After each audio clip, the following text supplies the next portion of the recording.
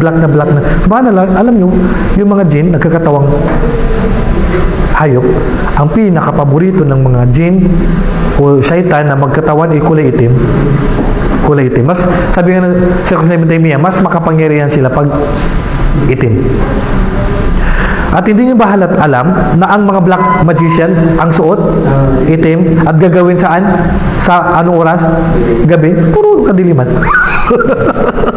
Tapos, ang gagamitin na hayop, itim. Tapos, kaya nga black magic, black. At yan ang sabi ng Allah sa Quran, sa Suratul Falaq. Qul a'udhu bi rabbil falaq. Kung alam nila yung ayah na to at surah na to, maintindihan nyo yung kadiliman ng black magic.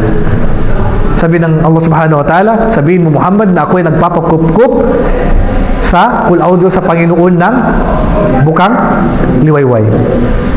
Qul a'udhu bi rabbil falaq min syarri ma khalaq. At mula akad ako rin na nagpapakup-kup. Ikaw nagpapakup-kup sa Allah, sa Panginoon ng bukang liwayway. Min syarri ma khalaq. Saan ka nagpapakup-kup sa Allah? Min syarri ma khalaq. Mula sa kasamaan ng nilalang. Kasi itong mga nilalang, may katangian itong masama eh.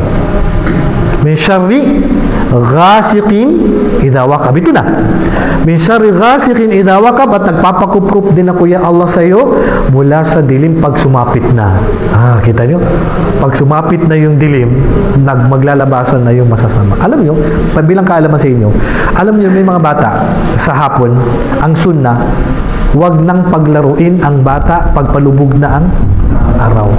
Nasa hadis na sahihan, if I'm not mistaken, sa hadis ni Imam Muslim, na ang mga bata, inutos ng propeta sallallahu alaihi wasallam na pagpalubog na yung araw, papasukin na yung mga bata sa mga bahay dahil nagkakalat na ang syaitan. Kaya nga, anong utos ng propeta? Nasa hadis yan. Papasukin na ang mga bata sa bahay. Kaya nga itong bayo, kasi bakit ang mga bata pwede magkasakit? Kasi nagkalat yung mga jinn sa oras na yan.